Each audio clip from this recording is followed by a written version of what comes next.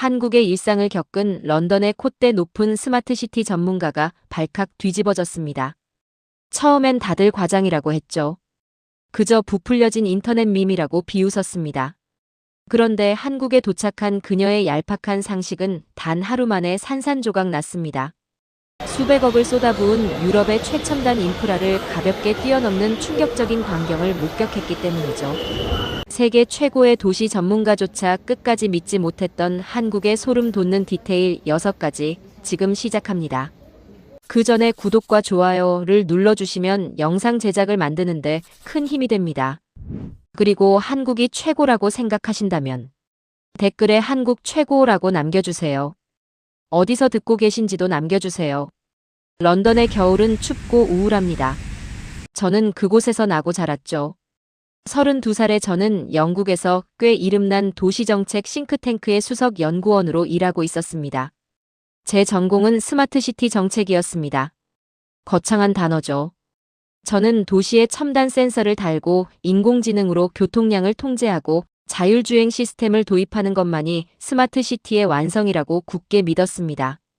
숫자로 증명되는 효율성, 거대한 중앙통제실, 막대한 예산의 투입. 그것이 제가 생각하는 완벽한 미래 도시의 정답이었으니까요. 하지만 현실의 도시는 늘 제 논문과는 다르게 흘러갔습니다. 런던의 아침 출근길은 매일이 전쟁이었죠. 연착되는 지하철, 버스를 타기 위해 비를 맞으며 끝없이 늘어선 줄, 그리고 붐비는 민원 창구. 저는 매일 그런 풍경을 지나치며 출근했습니다. 정책이 아무리 훌륭해도 시민의 일상은 피곤했어요. 저는 그것이 거대 도시가 안고 가야 할 어쩔 수 없는 비용이라고 생각했습니다. 사람이 많으니 기다리는 것은 당연했죠. 시민의 시간은 도시라는 거대한 기계를 굴러가게 하기 위해 어느 정도 희생되어야만 한다고 여겼습니다. 그러던 어느 날이었습니다. 아시아 메가시티 벤치마킹 프로젝트가 시작되었죠. 저는 석 달 동안 서울시와 협업하는 책임 연구원으로 배정되었습니다. 솔직히 말하면 큰 기대는 없었어요. 서울이 인터넷이 빠르고 스마트폰 보급률이 높은 도시라는 건 알고 있었습니다. 하지만 그건 그저 인프라가 새 것일 뿐이라고 생각했죠. 사람들의 팍팍한 일상이나 불편함은 런던이나 뉴욕과 크게 다르지 않을 거라고 확신했습니다. 오히려 지나치게 빠른 속도 때문에 시민들이 기계처럼 통제당하고 있을지도 모른다고 짐작했어요. 저는 서울의 화려한 겉모습 이면에 숨겨진 피곤한 진짜 얼굴을 찾아내겠다고 다짐했습니다. 그것이 제 연구의 핵심 목표였으니까요. 10여 시간의 비행 끝에 서울에 도착했습니다. 인천공항에서 서울 도심으로 들어오는 길은 예상보다 훨씬 반듯하고 쾌적했습니다. 지하철 안의 사람들은 큰 소리 없이 각자의 화면을 보고 있었죠. 안내 표지판은 직관적이었고 환승 구간은 거대한 미로 같았지만 헤매지 않도록 색깔별로 명확하게 유도되어 있었습니다. 놀랐습니다. 하지만 속으로는 얼른 선을 그었어요. 공항과 도심을 잇는 길은 어느 나라나 가장 신경 써서 화장하는 얼굴입니다. 진짜 도시의 민낯은 사람들이 배고프고 피곤할 때 드러나는 법이죠. 특히 좁은 골목이나 붐비는 식당 앞에서 기다림이 길어질 때 시스템의 한계와 시민들의 불만은 금방 터져나옵니다. 저는 짐을 풀기도 전에 첫 번째 관찰 장소로 향했습니다. 그날 저녁, 저는 대학가 근처에 가장 유명하다는 식당 골목을 찾았습니다. 한국의 젊은이들과 직장인들이 퇴근 후 몰려드는 곳이었죠.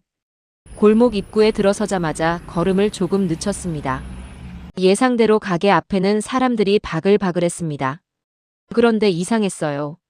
제가 아는 흔한 대기줄이 없었거든요. 런던의 인기 있는 식당 앞이라면 응당 있어야 할 풍경이 보이지 않았습니다. 문 앞에서부터 길게 늘어선 사람들도 없었고 누가 먼저 왔는지 눈치 싸움을 하는 긴장감도 없었습니다. 통행을 방해하는 접근 금지 펜스도 쳐져 있지 않았죠. 어떤 사람들은 근처 편의점 앞에 서서 커피를 마시고 있었고 어떤 사람들은 가게 맞은편 화단에 앉아 웃으며 대화를 나누고 있었습니다. 심지어 아예 골목 밖으로 나갔다가 천천히 걸어 들어오는 사람들도 있었어요. 저는 속으로 코웃음을 쳤습니다. 질서가 엉망이군. 예약 시스템이 망가졌거나 통제가 전혀 안 되는 게 분명해. 저는 식당 문 앞까지 바짝 다가가 보았습니다. 한 커플이 식당 문 옆에 놓인 작은 태블릿 기계의 화면을 몇 번 터치하고 있었어요. 그리고는 미련 없이 뒤돌아 근처 상점을 구경하러 떠났습니다. 저는 그 기계를 자세히 쳐다보았습니다. 대기 인원 23팀. 예상 대기 시간 45분. 기계 화면에는 숫자가 또렷하게 적혀 있었습니다. 잠시 뒤 식당 직원이 밖으로 나왔습니다. 직원은 큰 소리로 사람들을 부르거나 짜증을 내며 줄을 세우지 않았습니다. 그저 문 위에 달린 작은 전광판의 숫자가 한 칸 바뀌었을 뿐이었죠. 그와 동시에 화단에 앉아있던 사람들의 스마트폰이 짧게 울렸습니다. 그들은 여유롭게 일어나 식당 안으로 들어갔습니다. 아무도 새치기를 하지 않았습니다. 불평하는 사람도 없었어요. 뒤에서 누가 먼저 들어가는지 째려보는 매서운 눈빛조차 없었습니다. 저는 말문이 막혔습니다. 충격적이었습니다. 제가 런던에서 수없이 연구했던 대기열 관리 정책이 이곳에서는 완전히 다른 차원으로 작동하고 있었기 때문이죠. 물리적인 줄이라는 것은 기본적으로 사람의 몸을 특정 공간에 묶어두는 낡고 폭력적인 통제 방식입니다. 기다리는 동안 시민은 아무것도 할 수 없죠. 그저 앞사람의 등만 멍하니 바라보며 아까운 시간을 버려야 합니다. 그런데 이 작은 기계와 알림 시스템 하나가 그 잔인한 규칙을 조용히 부숴버린 겁니다. 사람들은 자신의 차례를 시스템에 맡겨둔 채 45분이라는 기다림의 시간을 온전히 자신의 것으로 돌려받았습니다. 아이의 옷깃을 여며주고 근처 상점을 구경하고 따뜻한 캔커피를 마시며 쉬는 시간으로 말이죠. 저는 그 골목 한가운데 우두커니 서서 사람들의 얼굴을 다시 보았습니다. 피곤함이나 짜증이 없었어요. 그들은 분명히 기다리고 있었지만 기다림에 얽매이지 않았습니다.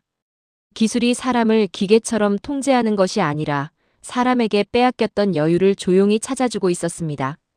제가 그토록 논문에서 부르짖던 스마트시티의 진정한 모습이 수백억짜리 관제센터가 아니라 이 작은 식당 앞 골목길에서 너무도 평범하게 돌아가고 있었던 겁니다. 심장이 철렁했습니다. 지금까지 제가 써왔던 수십 장의 오만한 도시 정책 보고서가 한없이 부끄러워지는 순간이었어요. 하지만 저는 억지로 고개를 저었습니다. 우연일 거야. 이 식당 하나만 운 좋게 좋은 시스템을 도입한 걸지도 몰라. 작은 기계 하나가 도시 전체의 수준을 증명할 수는 없죠. 저는 이 여유로움이 진짜 한국 사회의 일상적인 바탕인지 아니면 단지 상술에 불과한지 철저하게 확인하고 싶어졌습니다. 그래서 얼른 발길을 돌려 제 임시 숙소가 있는 낡은 아파트로 향했습니다. 그리고 그날 밤 아파트 복도에서 저는 두 번째로 제 얄팍한 상식이 산산조각 나는 장면을 목격하게 됩니다. 그것은 어떤 최첨단 기술보다 더 믿기 힘든 광경이었죠. 식당 골목에서의 충격을 애써 누르며 숙소로 돌아왔습니다. 제가 배정받은 곳은 서울 외곽의 조금 낡고 평범한 아파트였어요. 화려한 스마트시티의 중심부가 아니라 평범한 시민들의 진짜 삶을 관찰하고 싶어 제가 직접 고른 곳이었죠. 하지만 피곤한 몸을 이끌고 엘리베이터에 탔을 때까지만 해도 저는 여전히 방어적이었습니다. 식당의 대기 시스템은 그저 하나의 훌륭한 앱 덕분이라고 스스로를 설득하고 있었거든요.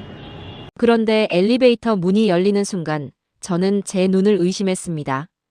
복도 풍경이 너무나 기괴했기 때문입니다. 놀랐습니다.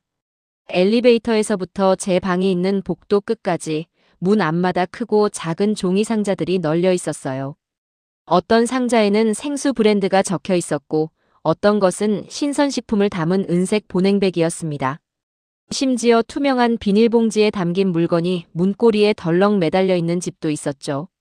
저는 본능적으로 걸음을 멈췄습니다. 런던에서는 감히 상상도 할 수 없는 아찔한 장면이었으니까요. 런던의 아파트 복도에 이렇게 물건을 방치한다면 30분도 채 지나지 않아 누군가 훔쳐갈 것이 분명했습니다. 저는 물류 보안 시스템에 대해서도 꽤 오래 연구해 왔습니다. 택배 도난은 런던을 비롯한 유럽 대도시들의 엄청난 골칫거리거든요. 이른바 포치 파이럿, 즉 현관문 앞. 해적이라고 불리는 좀도둑들 때문에 정부와 기업 모두가 골머리를 앓고 있었죠. 수백만 파운드의 예산을 들여 튼튼한 무인 택배함을 설치하고 아파트 곳곳에 고해상도 CCTV를 달아도 도난율은 쉽게 떨어지지 않았습니다. 사람들은 남의 물건을 탐내고 시스템의 틈을 어떻게든 노리기 마련이니까요. 그것이 제가 배운 거대 도시의 기본 생리였습니다. 그래서 눈앞에 펼쳐진 서울의 복도는 제게 너무나 무책임하고 위험해 보였습니다. 아무리 치안이 좋은 나라라도 이건 너무 허술했습니다. 1층에 공동 현관 비밀번호가 있다고는 하지만 배달원이나 방문객을 따라 누구나 쉽게 들어올 수 있는 구조였어요.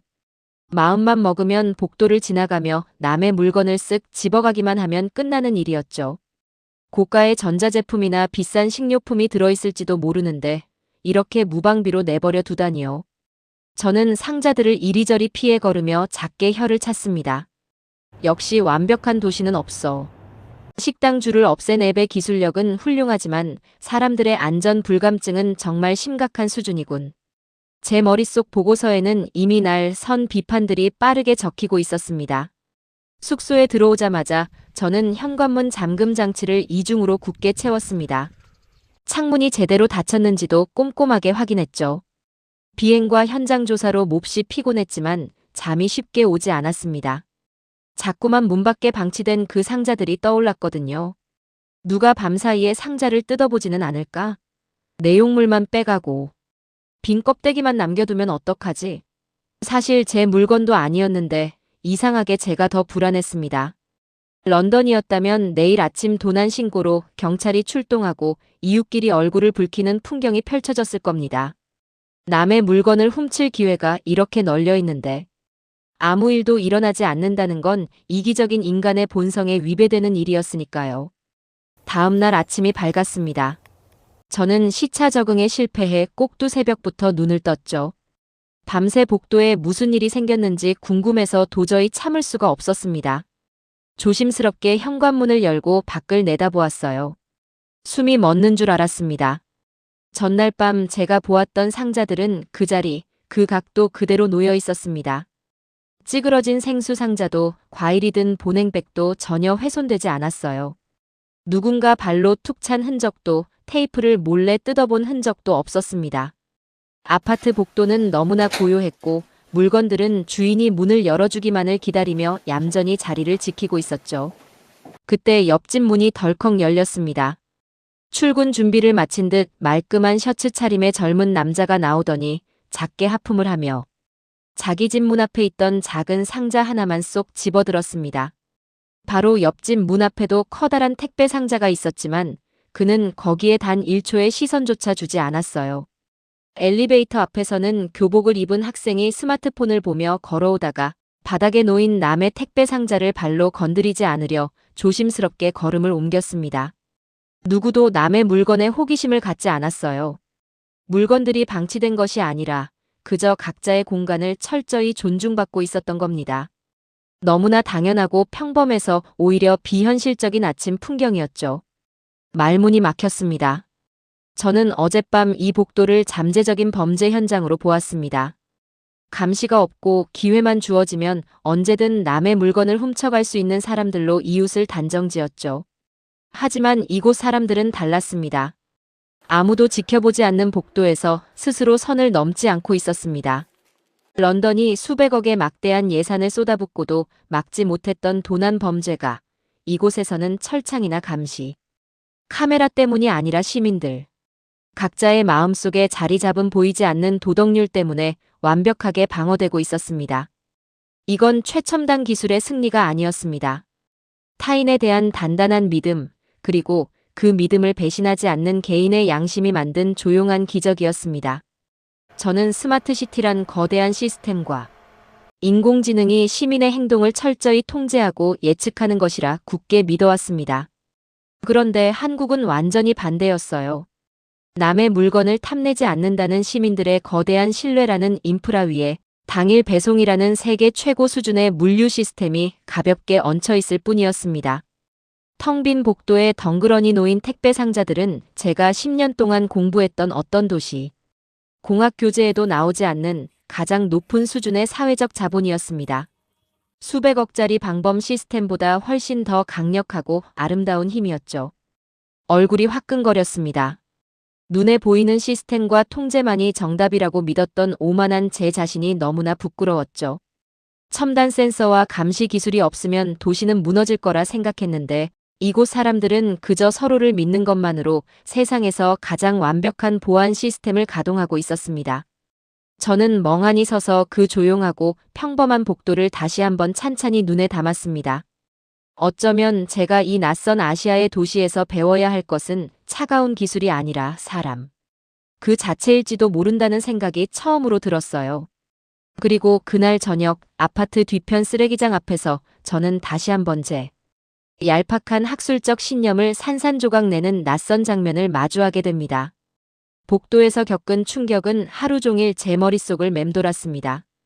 어떻게 아무도 남의 물건을 건드리지 않을 수 있을까? 그 질문은 꼬리에 꼬리를 물고 이어졌죠. 숙소로 돌아와 간단히 저녁을 챙겨 먹은 뒤였습니다. 관리실에서 체크인할 때 받았던 생활 안내문이 눈에 들어왔어요. 거기에는 쓰레기 배출 규칙이 빼곡하게 적혀 있었습니다. 종량제 봉투, 재활용 분리수거, 음식물 쓰레기 처리 방법까지 아주 상세했죠. 저는 안내문을 보며 작게 한숨을 쉬었습니다. 어느 대도시나 쓰레기 문제는 가장 풀기 어려운 골칫거리니까요. 런던의 여름은 늘 넘치는 쓰레기통과 거리의 악취로 몸살을 앓았습니다. 저희 싱크탱크에도 관련 민원이 산더미처럼 쌓이곤 했죠. 시민들은 시청이 제때 쓰레기를 치우지 않는다고 화를 냈습니다. 반대로 시청은 수거업체를 탓했고 업체는 예산과 인력 부족을 핑계 삼았어요. 거대한 책임 전가의 굴레였죠. 아무도 자신이 버린 마지막 봉투 하나, 씻지 않고 버린 플라스틱 하나에 대해서는 책임을 느끼지 않았습니다. 그래서 저는 한국의 복잡한 규칙들도 그저 종이 위에 적힌 행정구호일 뿐이라고 생각했어요. 규칙이 아무리 촘촘해도 결국 그것을 지키는 건 사람이니까요. 사람의 본성은 귀찮은 것을 싫어하고 이기적으로 행동하기 마련입니다. 저는 그 현장을 직접 확인해 보고 싶어졌습니다. 작은 쓰레기 봉투 하나를 들고 아파트 뒤편으로 천천히 걸음을 옮겼어요. 어둠이 깔린 아파트 뒤쪽 공간에는 밝은 조명 아래 분리수거장이 마련되어 있었습니다. 그리고 그 한쪽 옆으로 은색의 커다란 음식물 쓰레기 수거함이 줄지어 서 있었죠. 저는 약간 떨어진 곳에 서서 사람들을 관찰하기 시작했습니다. 마침 한 젊은 학생이 작은 통을 들고 기계 앞으로 다가왔어요. 학생은 아주 익숙한 손놀림으로 통을 든 채 기계의 화면 아래에 카드를 가져다 댔습니다. 삑 하는 맑은 기계음이 울렸어요. 그러자 굳게 닫혀있던 은색 수거함의 뚜껑이 스르륵 열렸습니다. 학생은 통 안의 내용물을 조심스럽게 쏟아붓고는 화면에 뜬 무게 숫자를 확인했습니다. 저는 그 장면을 지켜보며 미간을 찌푸렸습니다. 몹시 불편했어요. 고작 쓰레기를 버리는데 카드를 찍고 그 무게까지 그램 단위로 잰다는 게 믿기지 않았습니다. 이건 너무 지나친 통제처럼 느껴졌어요. 개인이 배출하는 쓰레기의 양을 국가 시스템이 철저하게 감시하고 돈을 매기는 거잖아요. 런던의 제 동료들이 이런 정책을 낸다면 당장 사생활 침해라며 엄청난 비난을 받았을 겁니다. 거대한 중앙 데이터베이스가 시민의 일거수일투족을 옥죄는 전형적인 감시 사회의 모습 같았죠. 저는 속으로 차갑게 중얼거렸습니다. 역시 내 예상이 맞았어. 한국이 겉으로는 깨끗해 보여도 결국 이런 숨막히는 기술적 통제로 사람들을 억누르고 있었던 거야. 제 머릿속에는 또다시 비판적인 보고서의 목차가 짜이기 시작했습니다. 하지만 제 섣부른 확신은 단 10분도 채 지나지 않아 여지없이 무너지고 말았습니다. 조금 뒤 한 여성이 어린아이의 손을 잡고 분리수거장으로 나타났어요. 아이의 손에는 바나나 껍질과 먹다 남은 과일 조각들이 들려 있었습니다. 아이가 수거함 뚜껑이 열리자마자 껍질을 훌쩍 던져 넣으려 했어요. 그때 여성이 아이의 손을 부드럽게 잡으며 말했습니다. 물기는 꾹 짜고 넣어야지. 그래야 냄새가 덜 나서 이웃들이 편하단다. 그 말투에는 누군가에게 감시당한다는 두려움이나 억압이 전혀 없었습니다. 그저 아주 오랫동안 몸에 밴 너무나 당연한 생활의 습관이었죠. 아이는 고개를 끄덕이더니 작은 두 손으로 과일 껍질의 물기를 꾹꾹 짜냈습니다. 옆쪽 분리수거장에서는 퇴근복 차림의 중년 남자가 플라스틱 생수병에서 비닐 라벨을 꼼꼼하게 떼어내고 있었어요. 그는 병을 납작하게 찌그러뜨려 부피를 줄인 뒤에야 투명한 수거망에 넣었습니다. 조금 떨어진 곳에서는 아파트 관리 직원이 사람들이 버린 종이 상자를 가지런히 펴서 한쪽에 쌓고 있었죠. 누구도 큰 소리로 잘난 척하지 않았습니다. 누가 지켜보기 때문에 억지로 신용만 하는 얼굴도 아니었어요. 모두가 각자의 자리에서 말없이 자기 몫의 수고를 덜어내고 있었습니다. 그제야 저는 주변의 공기를 다시 한번 깊게 들이마셔 보았습니다. 놀라웠습니다. 수십 세대가 버린 음식물 쓰레기통이 모여 있는데도 코를 찌르는 역겨운 악취가 전혀 나지 않았어요. 기계 주변 바닥에도 흔하게 흘려져 있을 법한 국물 자국이나 쓰레기 조각 하나 보이지 않았습니다. 누군가 떨어뜨린 작은 파 조각 하나를 지나가던 다른 주민이 발로 차지 않고 허리를 굽혀 주워 넣었거든요. 그는 주위를 둘러보지도 않았고 칭찬을 바라지도 않았습니다. 그 순간 저는 망치로 머리를 한 대 얻어맞은 것 같았습니다. 기계가 모든 것을 해결해 주는 것이 아니었어요. 카드를 찍고 무게를 재는 시스템은 시민을 감시하기 위한 족쇄가 아니었던 겁니다. 그것은 악취와 처리 비용을 이웃 중 어느 한 사람에게 떠넘기지 않으려는 이들의 조용한 약속이었어요. 각자가 아주 조금씩 귀찮음을 감수하며 공동의 쾌적함을 지켜내는 거대한 톱니바퀴였습니다.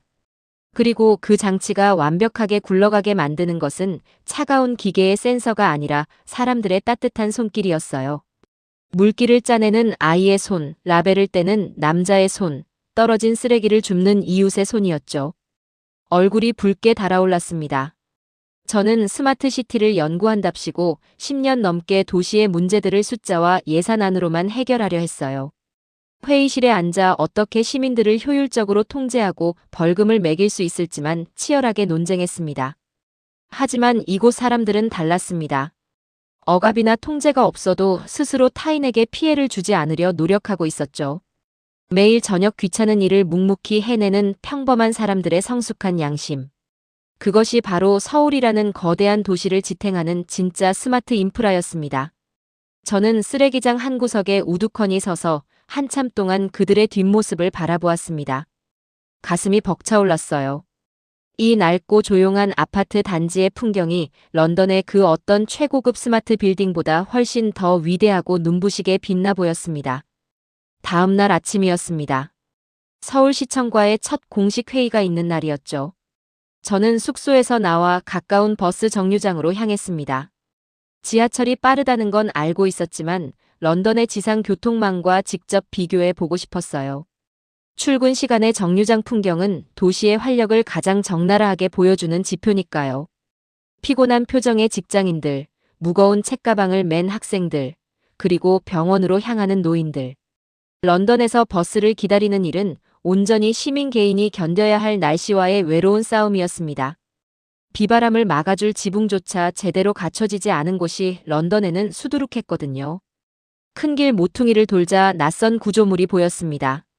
정류장 한쪽에 투명한 유리벽으로 둘러싸인 작은 방이 있었어요. 입구에는 스마트 쉼터라는 글자가 또렷하게 적혀 있었습니다. 안에는 노선 정보를 알려주는 전광판과 길다란 의자가 보였죠. 저는 그 구조물을 보고 작게 코웃음을 쳤습니다. 버스를 고작 10분 남짓 기다리는데 이렇게까지 과한 시설을 만들 필요가 있을까 싶었어요. 전형적인 세금 낭비이자 보여주기식 행정이라고 생각했습니다.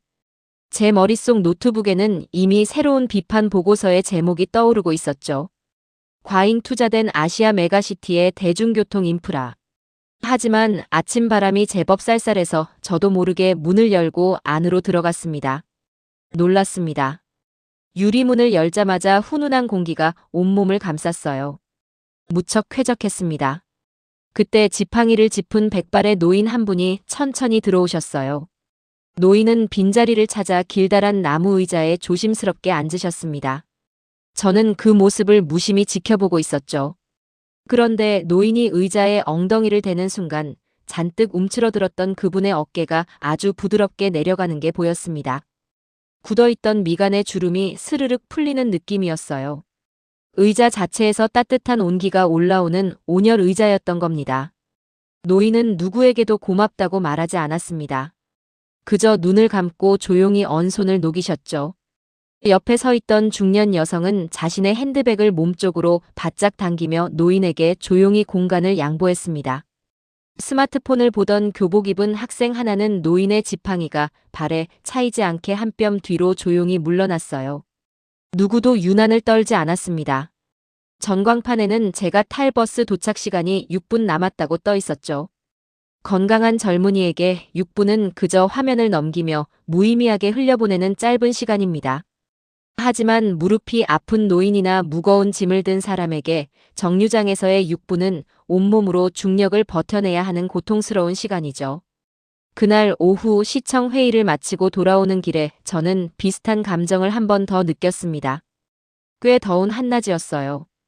큰 교차로의 횡단보도 앞 보도블록에 거대한 녹색 그늘막이 우산처럼 펼쳐져 있었습니다. 유모차를 밀며 걸어오던 젊은 엄마가 땀을 닦으며 천천히 그 아래로 들어왔죠.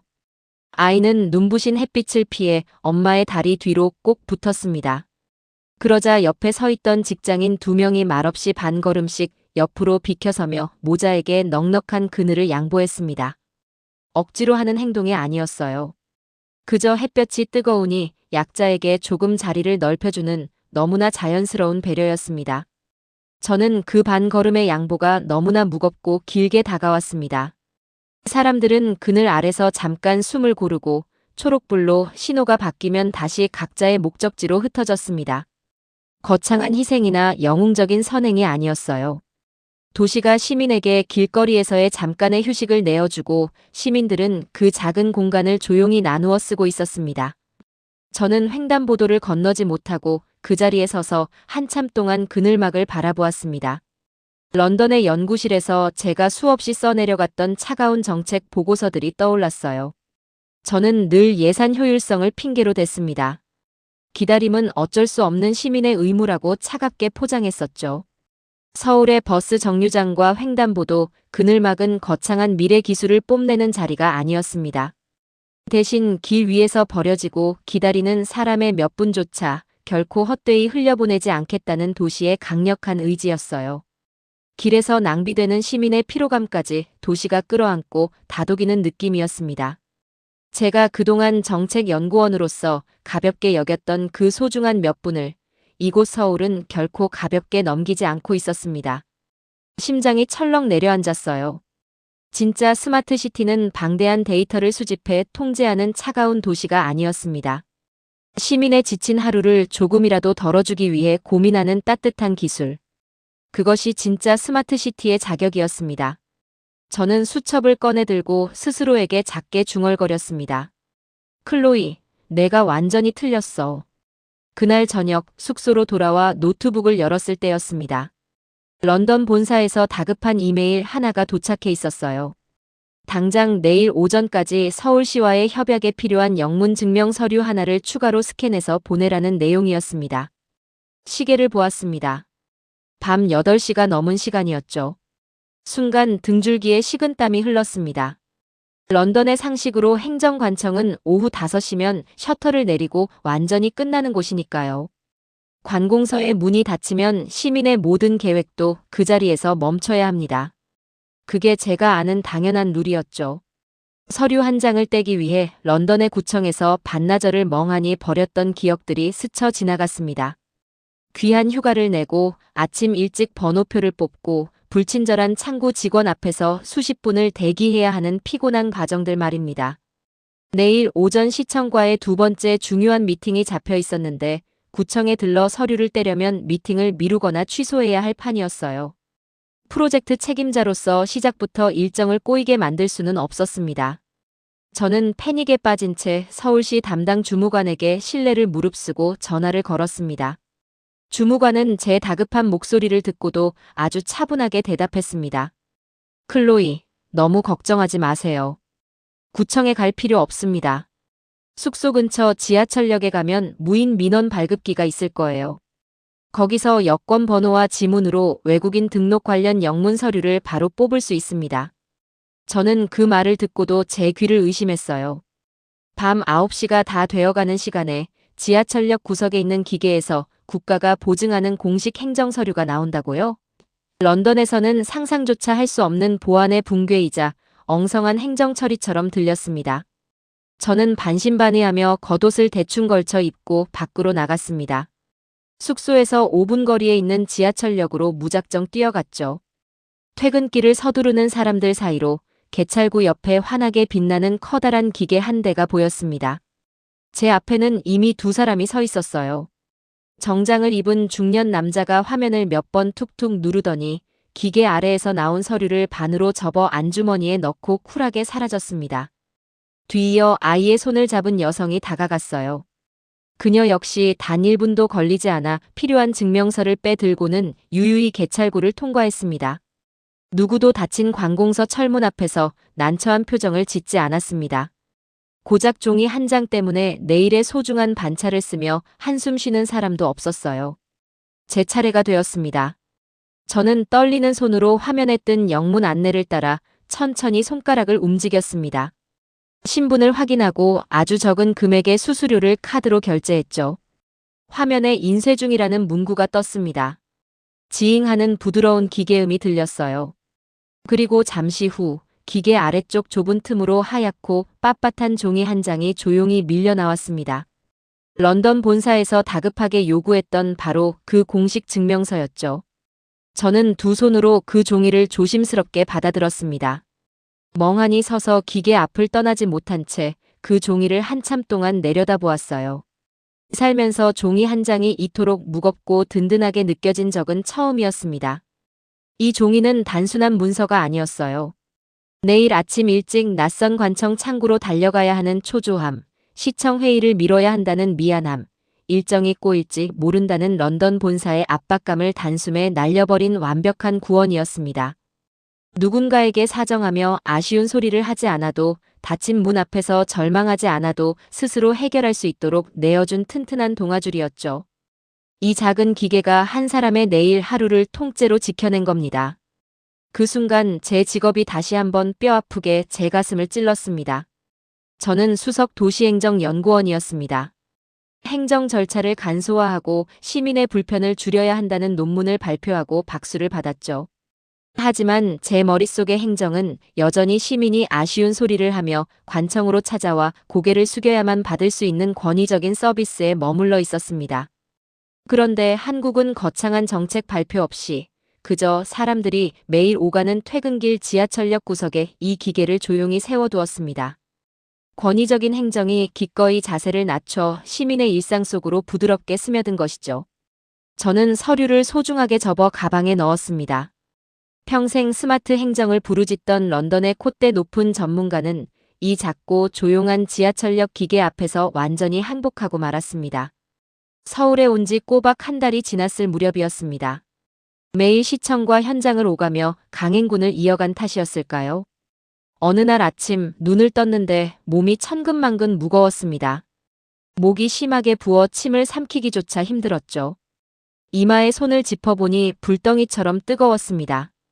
덜컥 겁이 났습니다.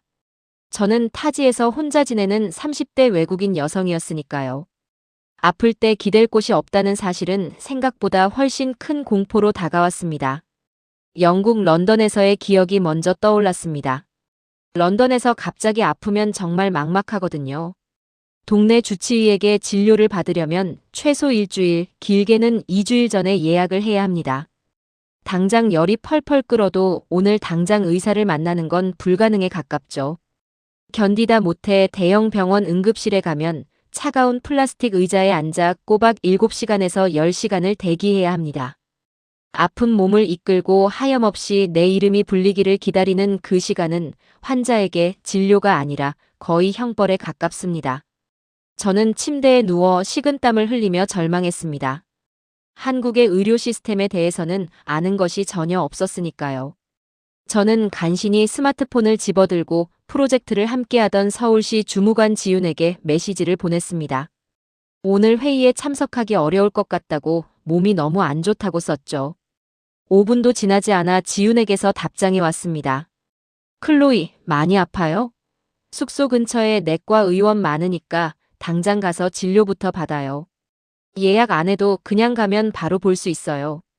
저는 그 짧은 메시지를 여러 번 다시 읽었습니다.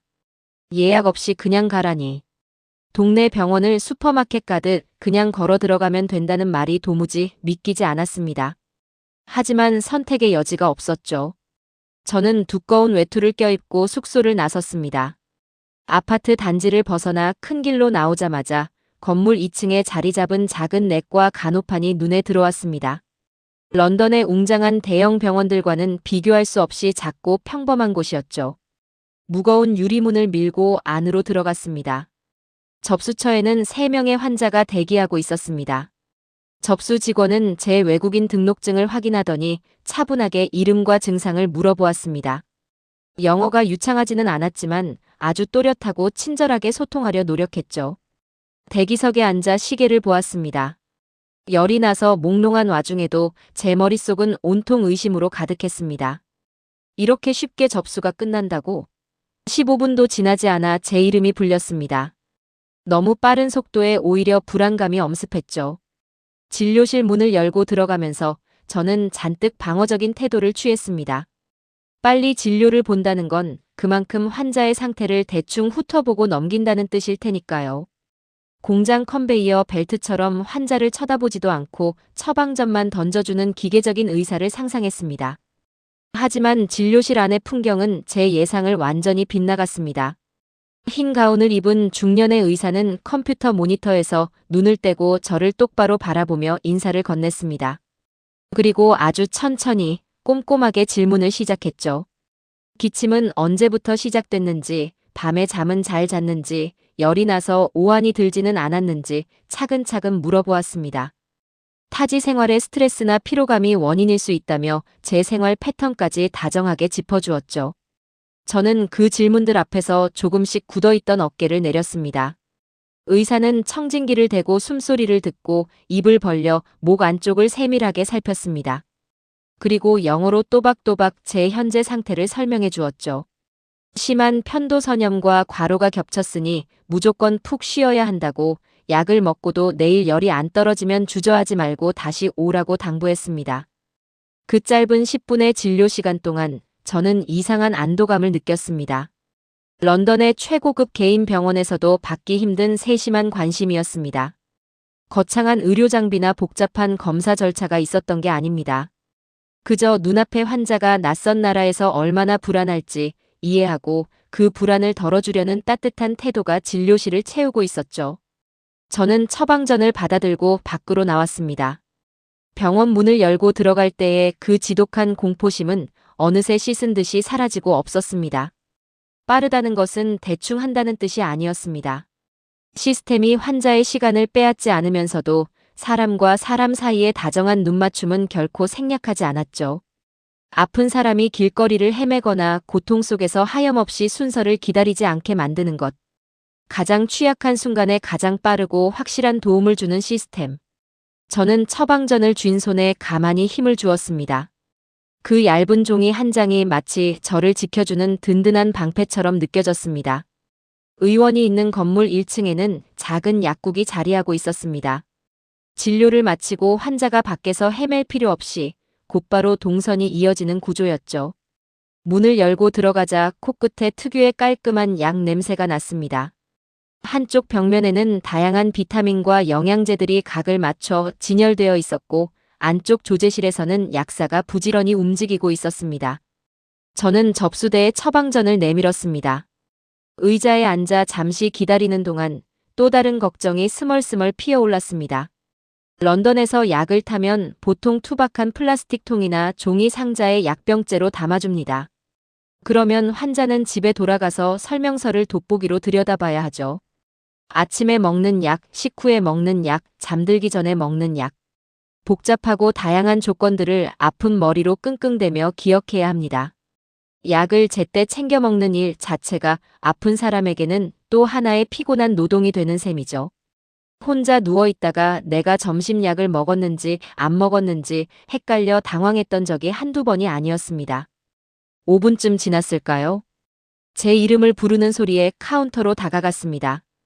약사는 제게 길쭉한 하얀 종이봉투를 건넸습니다.